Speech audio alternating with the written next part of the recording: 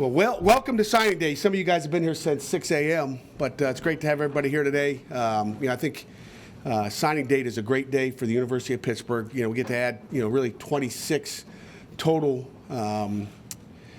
football players, student athletes to this class. With hundreds more family that are going to be, new Pitt fans that they put that hat on, they wear the script. And again, they're new Pitt fans that we're going to put in Heinz Field and continue the tradition we've got here at the University of Pittsburgh. Obviously, very excited about the quality of not only student but athlete that we're bringing in here. I think when you look at it, our staff has been through some major battles. Okay, and sometimes they're big battles, sometimes they're little battles, but you like to be in battles. And I think regardless of the battle you're in. You'd like to win them all, and just like on you get those 12 guaranteed Saturdays. When we get an opportunity to get in those battles, we want to go after them. Ton of ability. With ability comes that P word that I was always taught growing up in high school is potential. Okay, and I'm going to talk about a little bit of this really because I know probably every one of our prospects will go back and look and say, what did Coach say today? Okay. And, when you look at it, you got all these players, and they've got these egos. And, again, they were the star in their high school, okay? They've all got potential. Some guys will reach their potential. Some guys won't. But that's our job as coaches to develop them as they get here. So they're coming here as high school stars, okay? And they're going to start off at the bottom rung of college football, and that's really reality. And that's kind of where we are today. So they've all got potential to be great football players here. Okay, we hope they all, get to that potential and become all-stars and play at the next level. And when we recruit them, we're kind of talking about, hey, getting to that level. We're not just saying, hey, you're going to get to the NFL. I promise you. It's getting to the NFL, and it's also you better get your degree. And I think that's really what attracts a lot of students here is that ability to get their degree. So I'm excited about it. We've been in some battles. We got potential in this class, and if you're listening to me today, some of you athletes out there. Our intent is to make sure you reach that potential. You're going to have to work hard. And we got a few things in the back of that wall. We talk about attitude. You got to come with a good attitude every day. That they aren't all coming with that. Okay, we got to put that into their bodies and make sure they've got effort. Okay, some of these guys can get by without playing with great effort. Okay, we're going to try to teach them to have that 100% effort every day in whatever they do, academically or on the field. I think that's that's huge. Toughness.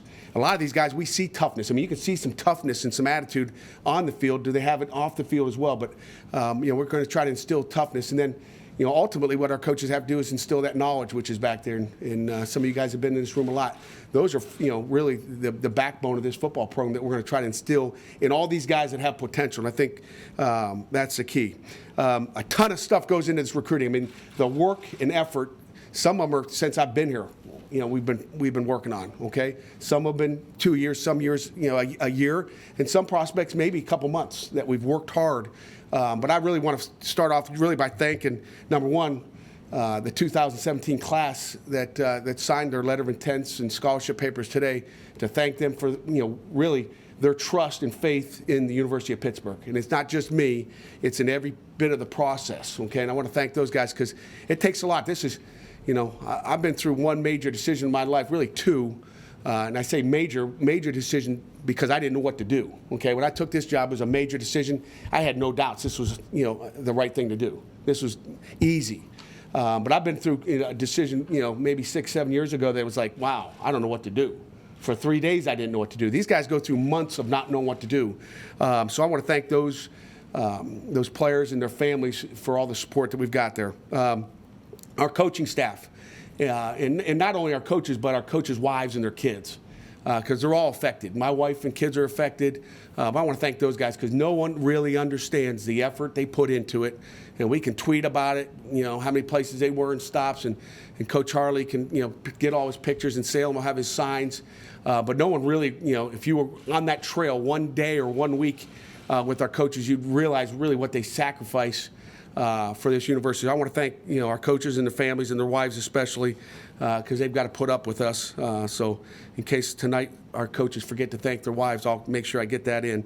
One of the key components when we come on a visit is getting our our players not only in here to see this facility, but to get them on campus, to see the professors. I mean, we did a great job of getting every prospect on a Friday when they arrived into if they're interested in business, they went into business. Engineering, they went into engineering. We got them with Mark Harding.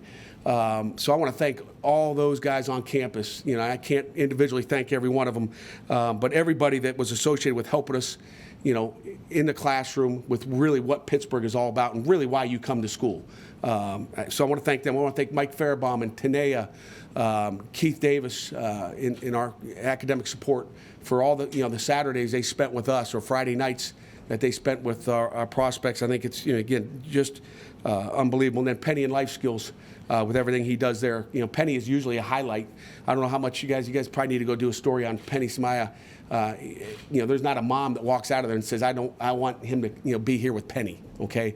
And I don't know what our hit ratio was, you recruiting gurus, Chris, you can probably figure it out, what our hit ratio was. But when we get prospects on campus, we got a pretty good hit ratio of getting those guys. So I want to thank them. I want to thank our football team. I think they're the best really recruiters we have. I probably said this last year, but our coaches' jobs are to get them on campus, but our kids do a great job when they're on campus. They got a 1 o'clock curfew. I don't know if you knew that, but they do a great job. They sell this place. The university sells itself.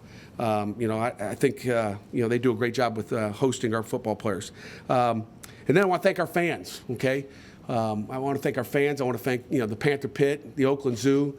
Those guys are so good at basketball games and football games, and the fans are so important. Okay.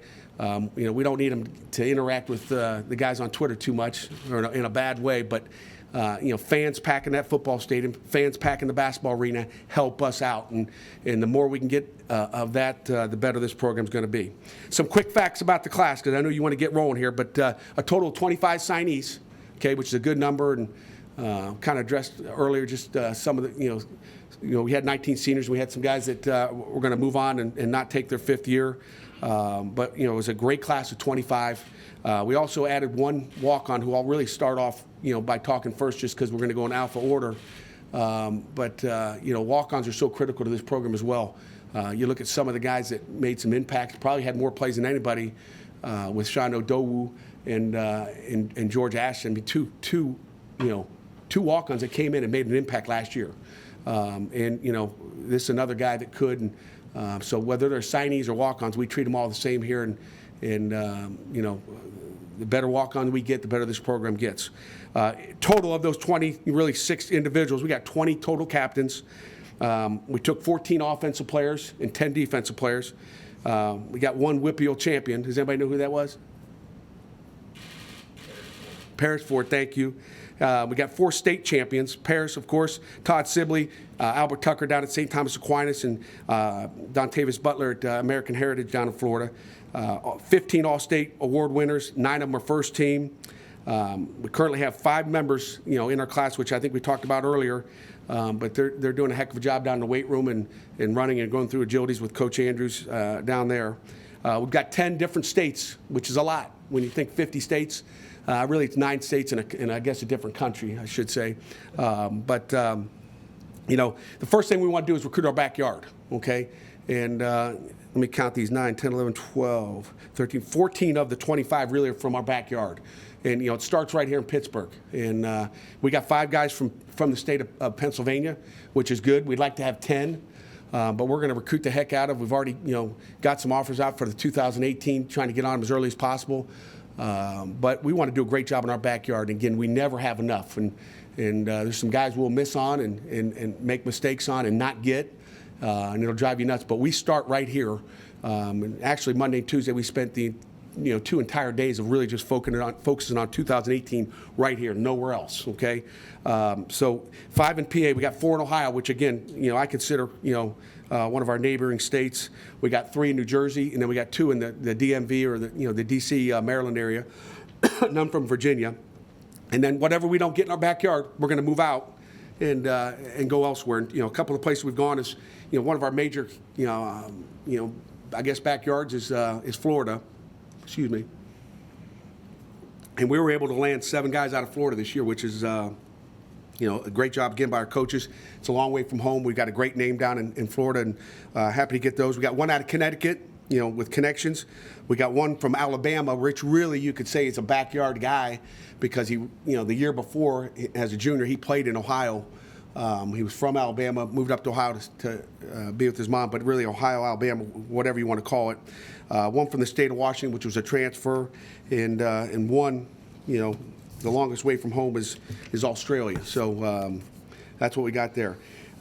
Again, when a recruiting class gets put together, and really we haven't even started to assess our needs for 2018, but you really just find out what you need. And really, across the board, I'd say we're probably about 95%, I guess, feeling good about really assessing our needs. We got what we wanted for the most part as far as the positions. When you look at it, we got 8 linemen. We got 9 big skills, which include linebackers, tailbacks, even a quarterback in that category, tight ends.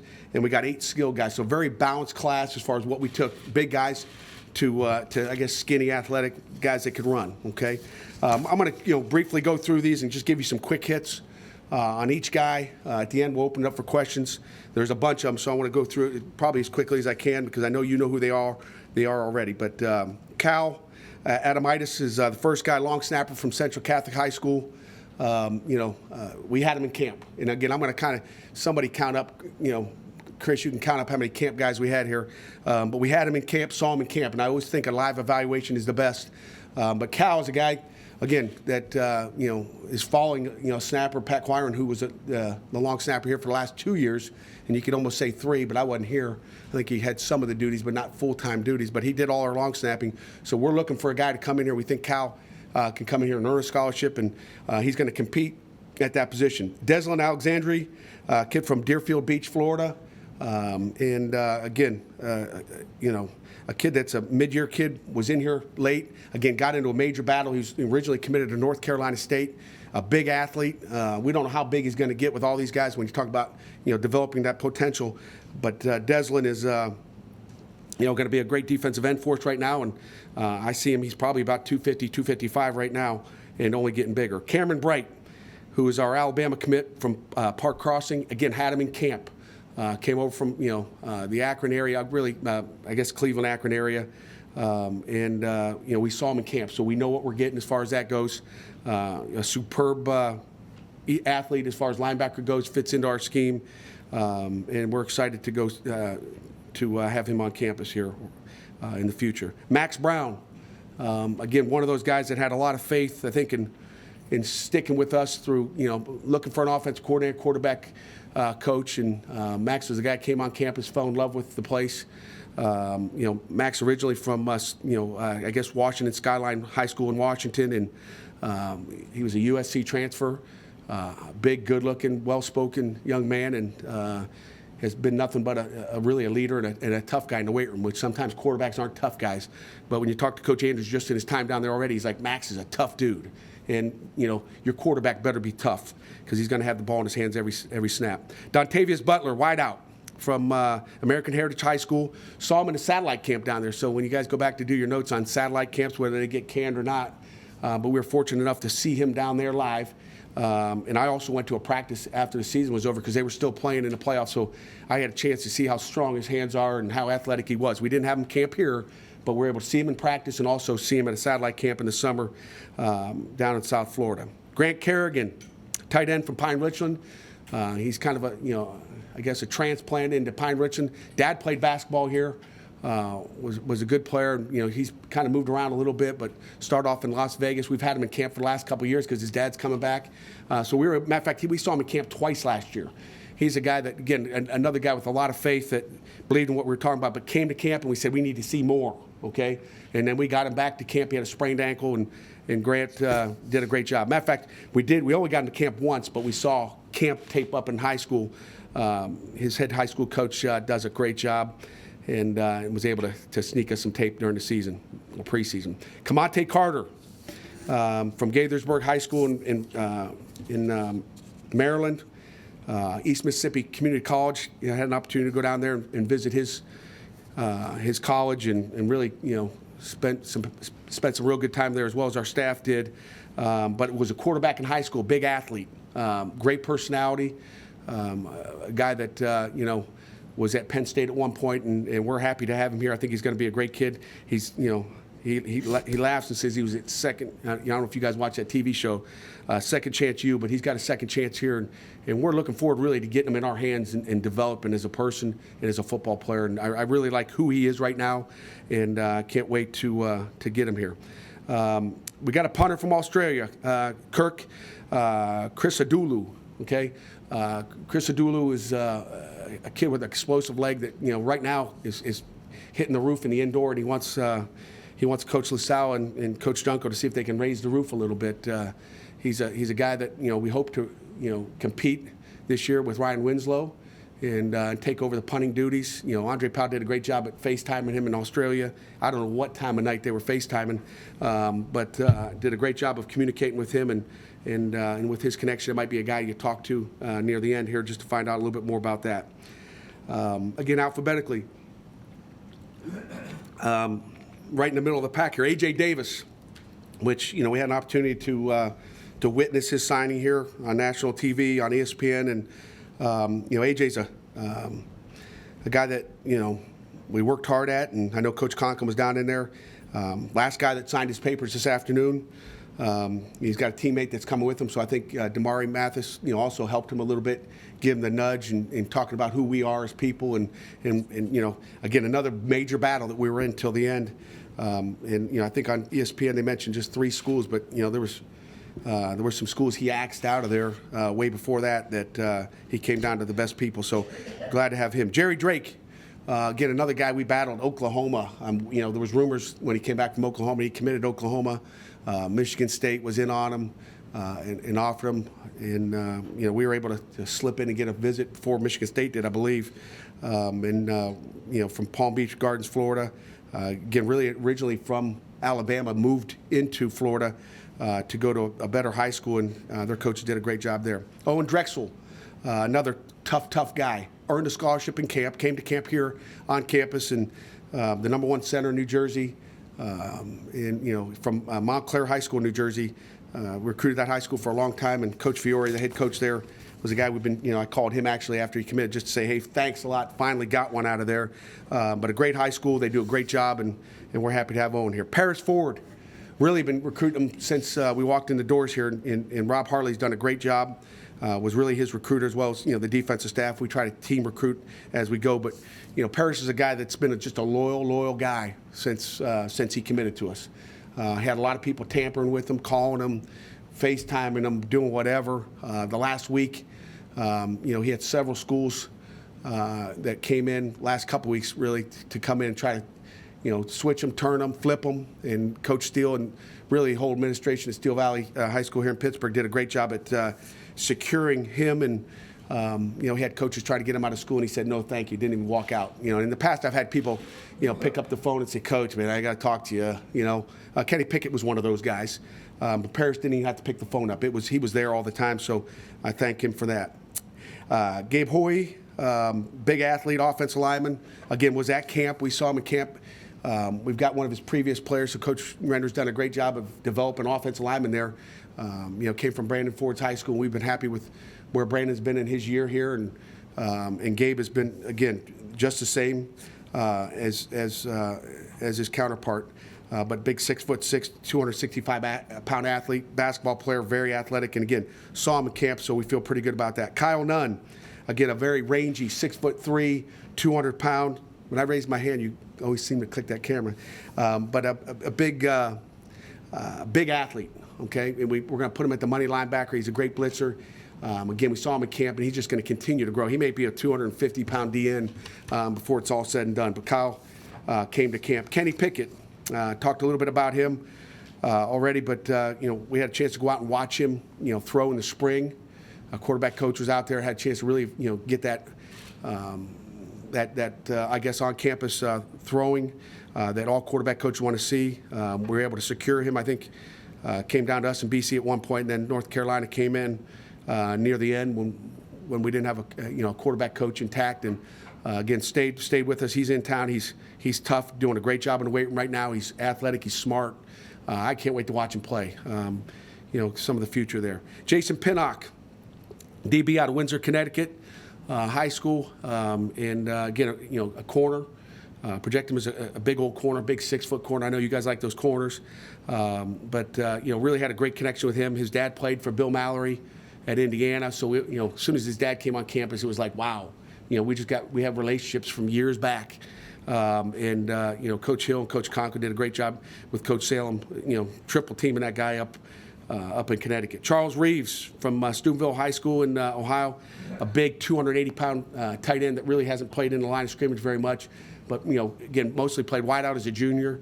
Charles, if you're listening to me, I didn't know if you'd hit anybody as a junior, but he became a physical guy. We knew he could run, we knew he could catch. But then he became real physical, and he's a mammoth guy, and we can't wait to get him on campus. Where am I at here? I'm going to lose track here. Tyler Sear. Is anybody checking these off to make sure I don't miss anybody? Coach Dunko? I knew somebody was on me. There's so many. I did miss one? Yeah, Damari Mathis? Yeah. I'm glad you asked me. I'm figuring my fingers. Where's Damari at? Okay, I scrolled by him. Damari Mathis, corner. We'll go back to where I was. Lakeland, Florida, Lakeland High School. Again, friends with AJ. Came up before. No, they came on the same trip with his teammate, and I think I got to thank him and give him a hand for again staying on him, the entire team, and giving us the ability to watch him put that Nike hat on today. So appreciate that. Am I on Tyler now, Coach Dunko? Yes, sir. Thank you. Tyler Sear, tight end from Neshannock High School up here in PA, was a guy that we had known about for a long time. Got him to passing camp. Didn't know, but what you loved about Tyler was he was tough and he's a competitor. You watch him compete in 7-on-7, you're just like, that's a tough guy. I think he could play tight end, he could play D end. I think he can do a lot of different things. Really smart kid, so he could play both ways for you. He could be one of those interior linemen that does a little bit of both for us. So we're excited to have him. Todd Sibley from Archbishop Hoban High School in Akron, Ohio. Again, another loyal guy. Came to camp, fell in love. Brought his dad one day. The next week, he brings his mom, and before you know it, he's a guy that's that's done a great job out on the recruiting trails, really trying to sell the University of Pittsburgh to the rest of his classmates. And Todd is going to be a great tailback for us in the future. Michael Smith, wideout from Vero Beach High School, another one of those schools that I've gone through for years and years and years, and finally got one out of there. But was a basketball player, and football coach got him to come out and play football. He had 6 catches as a junior, so no one really knew about him. He blew up in his senior year, especially at the end when everybody started, everybody fills up early, so sometimes you get some of these late guys that I think this kid's an unbelievable talent, a late bloomer. Again, basketball player turned football guy, big 6'1", 205-pound guy that is an athlete, so we're happy to have him. Darren Street, kid from Bethlehem, PA, Liberty High School. Again, you guys are probably familiar with his brother Devin, so there was a lot of familiarity there with him and his family and the relationship he had here. Devin had a chance to come on to visit with him, but Darren's a superb athlete, made a lot of plays, wanted to make more plays. I'm not sure he had a guy that could get him the ball and deliver him like we're going to be able to, so the sky's the limit for him. So we really got 3 really tall receivers. We're happy about that.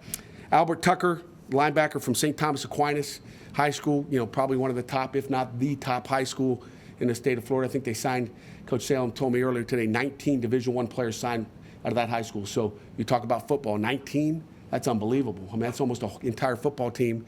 But Albert Tucker's a guy that we saw in satellite camp. So if you guys probably wondering, gosh, maybe we should go back to that satellite camp because it's hard for guys to come up there. But we'll continue to evaluate the satellite camp deal. But it was good for us releasing South Florida, and we'd like to camp out down there and maybe a couple other places in South Florida if we're able by NCAA rules. Jalen Twyman, he's a silent assassin if you guys didn't already know, okay? And again, he was a silent assassin way before that unbelievable meal I had that his mom Stephanie made for me and Coach Powell at the house. But really mid-season, he's like, Coach, I'm coming. And some guys, I've heard that before. I'm like, hey, Jalen, I've heard that before. I can't trust you, bro. And, we've heard it, over and over again. But he was a guy that's been loyal throughout the whole time. He said, I'm coming. He wanted to take some visits and get around. He was actually even at Toledo last weekend because he's such a great kid, tried to help one of his teammates get a scholarship. But all along he said, Coach, I'm coming. I could show you text messages back from 2 months ago. So he's going to be a big old D tackle. Like I said, the silent assassin. We hope he's getting after people, but he's definitely a man of his word, and he's going to come in and work his tail off. Last couple here: Carson Van Lin, D lineman from Worthington Kilbourne High School in Columbus, Ohio. Big 6'5", 6'6", 240-pound athlete. I think he could play defense. I think he can play offense. I think he can do a lot of different things. The sky's the limit again as far as what's going to happen when he gets with Coach Andrews and eats and has the nutrition that we have here at Pitt. So we're excited about what we've got there. And then last but not least, Carter Warren, big offensive lineman from Passaic Tech High School in New Jersey. Just a gigantic, offensive tackle. One of the greatest personalities that you'd like to have in your meeting room every day. He's a guy that we offered him, we loved him. We're trying to get him on campus. You can't get him on campus, but him and his mom and dad cut a vacation short, which we know how vacations are. It's hard to cut them short. It's hard to cancel those reservations for wherever you have. I think it was down south, but cut vacation short, made a sacrifice to get up here and see us. Fell in love with it. We got him on campus. He committed and just visited a couple weeks ago, and we're happy with those guys. So, Coach Junko, did I miss anybody? Only messed up one. So with that, I guess it'll open up for questions from you guys if I didn't answer everything already. I gave you everything I got. What do we got? Matt, what led the decision to target Florida so heavily, and why did you have so much success there? Well, we didn't, go out to target Florida. That's a great question. I talked about our backyard. We want to recruit. To me, the closer we are to home, if we could get 25 guys from Pittsburgh, if they're all there, they all want to come, we're going to take those. But we're going to work from the city of Pittsburgh out, okay? And, on the outskirts, you look at, you go east, you got New Jersey, and you got Maryland, Virginia. That's really close to our backyard. So it's the neighbor's yard. We got to go there. And you go west and you go into Ohio. Those are going to be our major hotbeds here. And again, it starts in Pittsburgh. But after that, we're not going into the Carolinas. We got into Georgia a little bit, and I think it's going to take us a couple more years to really, solidify ourselves in there. But Florida is a spot that I've always been in. There's a ton of players. I think if you're going to go back and look at the end and do a recruiting analysis, you're going to find Florida is either in the top 2 or top 3 in the country as far as the amount of players that sign out of that state and play football, 12 months out of the year. So, we've probably got 5 coaches. We got someone in the, in the Dade County area, Fort Lauderdale area. We've got someone in the Space Coast. We got someone in Orlando area. We got somewhere in the Jacksonville, Panhandle area. So we that's going to be our area that we're going to go down there. Whatever we can't find in our backyard, we're going to go down there and fulfill our needs down there. And that's, that'll always be the case. Florida should always be good for us, and it's good for a lot of people. You mentioned Max Brown stuck with you through the coordinator change. Did you have to do a lot of convincing for your other offensive recruits in that regard? And if so, how difficult was that process? It's a great question. It wasn't difficult at all, okay? Matter of fact, I might have had, like the last weekend, someone said, oh, yeah, by the way, do you guys hire a coordinator yet? It wasn't even brought up, okay? It was brought up by the quarterbacks early, which, I think I brought it up to them. Hey, guys, relax. We're going to be okay. I want to keep them involved in the process as we went forward. But it wasn't a question with anybody. I mean, there was, this might have been one of the easiest classes to stay on throughout the process from most of those guys. They, I think they had faith and trust in what we were going to do and who we're going to be. When you have a couple kids who play in All-American games, it's obviously a great showcase for you, but it's also a chance for all the colleges across the country to see them play.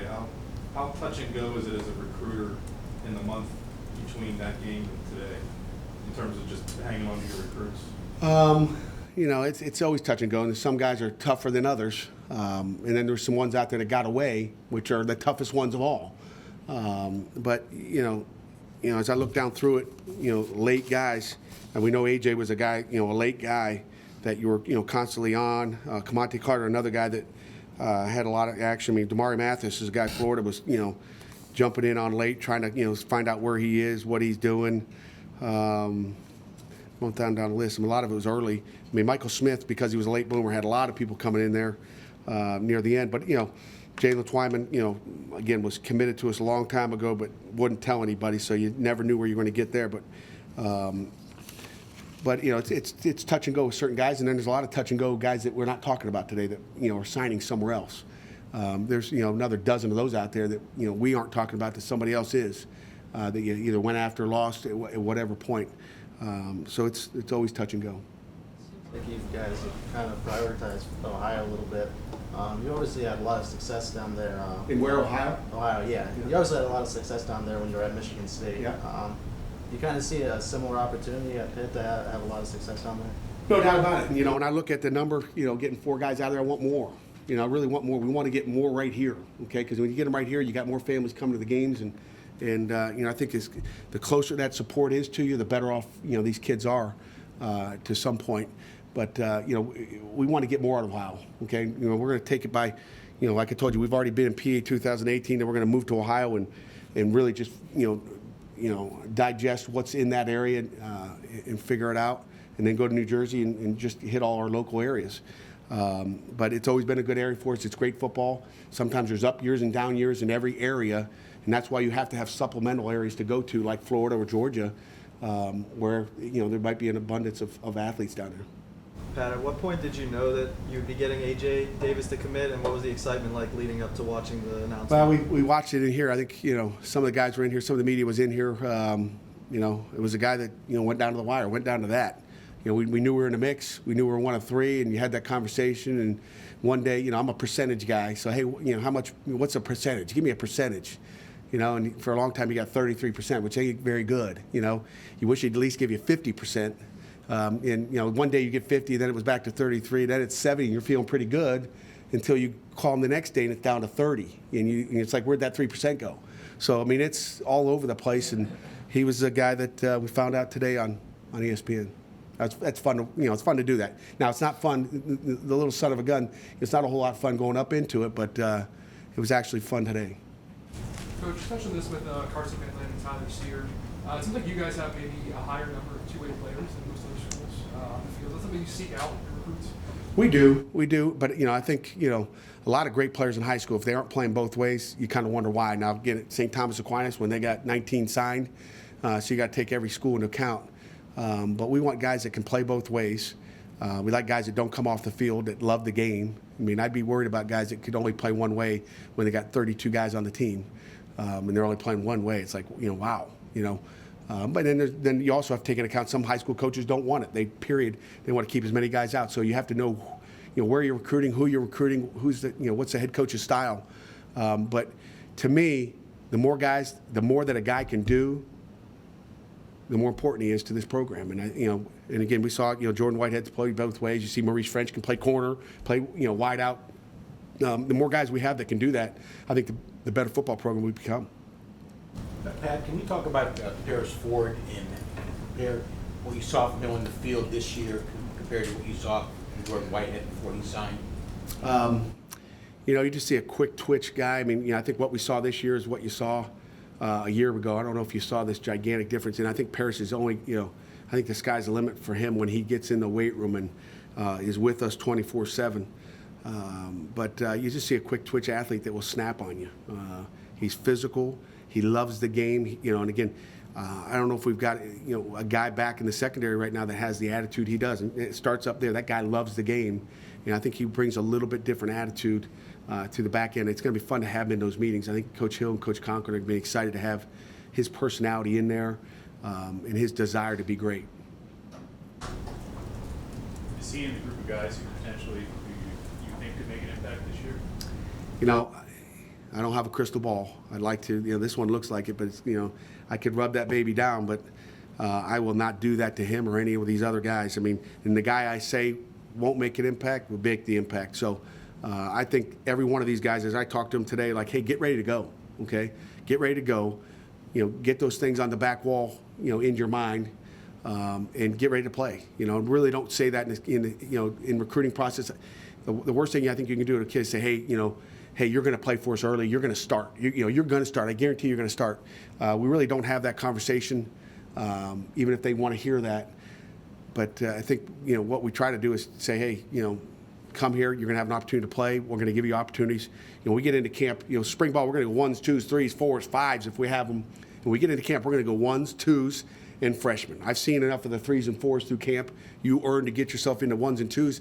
Camp starts. All these guys are going to get a chance on offense or defense to get in and show what they have, and we can coach them. And they're going to make major improvements from day 1 of practice to day 7. They're going to make major improvements from day one to day two.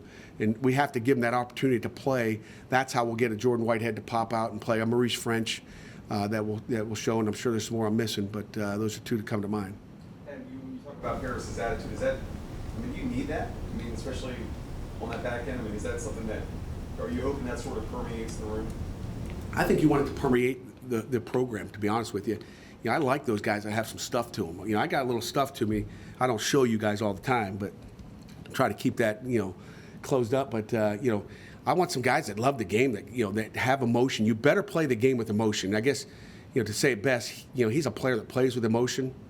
And, you know, again, I look for that on tape. And you can, you know, you watch a guy run, but I want to see a guy that gets a sack and comes up and has some excitement to him. Not like, if I see a player that kind of makes a play and goes like this, you know, which one do you want to see? You know, and I've seen that before, okay? I mean, I'm kind of glad he ain't here. But the moper, that guy, I mean, there's a difference. Paris Ford's up here, and there's some guys down here. He's one of those guys. Pat, how would you just summarize the overall feelings of this class with your first recruiting class from last year? You know, I'm not going to get into comparing. You know, they all look good. And, you know, in the end, we'll find out in 4 years how good this class is. You can rank them. ESPN can rank them. Rivals, Scout. It doesn't matter. I've been, you know, a part of some, you know, horrible recruiting classes, they say. And in the end, when you got 7 guys drafted here, you know, in the end, whoever's in the combine, whoever's got drafted, whoever, you know, is a free agent in the NFL is how you can determine what kind of class you have. Otherwise, you know, you just listen to me talk for nothing. Coach, you touched on Charles Reeves, you know, 280 pounds. I spoke to him in the fall. He's still at 265. I guess, have you seen a guy? He lied to you when he was 265, I think, but go ahead. Okay. Have you seen a guy with that kind of mass move that well at high school level? I mean, I think it's uncommon just how well. He really is. I mean, he's gigantic, and he's got a little cousin that's bigger than him, and he's in 8th grade. I was like, whoa. He came walking out of the bedroom on the home visit. I was like, who is that? Grandpa? I mean, he's in 8th grade. I was like, my gosh. But he's a big athlete, and again, you know, we got to develop him too. I mean, there will be a lot of development, so we're going to find out what he's got. We're hoping he continues to progress through his senior year, and we can't wait to get our hands on him. Are you specifically looking for a junior college defensive lineman, or was there something about Cam Carter that stood out to you? You know what? You know, we knew we lost some beef inside, so the defensive line is a hard position to recruit. It's probably, if you had to pick, what is the hardest thing to pick up and get, because there's not many of them. I think that's what makes national champions, is that defensive line. And I've said this before, it starts up front. There's a lot of skill guys out there that can play receiver and play corner, whether it's a 2-star guy or, you know, 10-star guy. And those D linemen are hard to find. So we opened up a net trying to find high school players. Didn't have enough on the board, so we started to reach to find out, okay, if they're not there, and we don't want to go down to the bottom of the board, what's next? Okay, so that's kind of what we did. So we got a pile of guys. We called around, asked. Actually, at one school he was number 5 on their board, but they got number 1. So so there's some schools that he was, you know, down the line. 5's pretty good. So he was probably number 5 on our board too. And we were able to land Cam. Anticipate there being any more additions to this class, either later this week or beyond? That's a good question. There could be. You know, we'll keep our nose rolling. You know, coaches will be coming in, but there's a chance we could add a couple to it as well. I don't know when. I don't know where. I don't know what. But we'll always have surprises for you. Could you talk to any of these tight ends about moving inside? Not really. You know, we want to play. First of all, if we did move them inside, Jerry, you know, then they'd be 2 years away from playing. You know, like most offensive linemen. You know, we have a shortage on tight ends, and we talk about assessing your needs. With Scott and Jamar leaving, we need some guys. I mean, we need some guys to grow up and come in here and figure it out and play. Whether they come in blocking situations, whether they come in to catch it. The guy that picks it up mentally, you know, has that knowledge, is going to play at that position. But we need, at least, I've told those guys, we need one of you guys to come in and do it. I don't know which one's going to be. Is it going to be the big guy? It's going to be the little guy? You know, I don't know, but it's going to be, we're hoping it's one of those guys. Pat, you mentioned when you were asked about the coordinator that the kids really didn't question you on that. What's it mean to have that trust, and what does that tell you about where you're at as a program? You know, I think it's a credit, Jeff, to our staff, just, you know, how they talk to them. You know, we all speak the same language because, you know, if you tell the truth and you're honest with these guys, I guess it all comes back to you. You know, if you tell them the truth, they're getting the same story from everybody because everybody's just saying what they know. But it does mean a lot that those guys trusted and stuck with their word. They wanted to be here when things, when we had stability at that position, and to keep that. I mean, I think they look at the position of need at that quarterback spot, and it means a lot that they hung on and stuck with us. So I think it's a tribute to our coaching staff and really everybody in this building. Coach, you guys held on to Paris Ford. It's been for nearly 500 days in this process. Say it again? You held on to Paris Ford for nearly 500 days. Is that what it was? Yeah, about 474.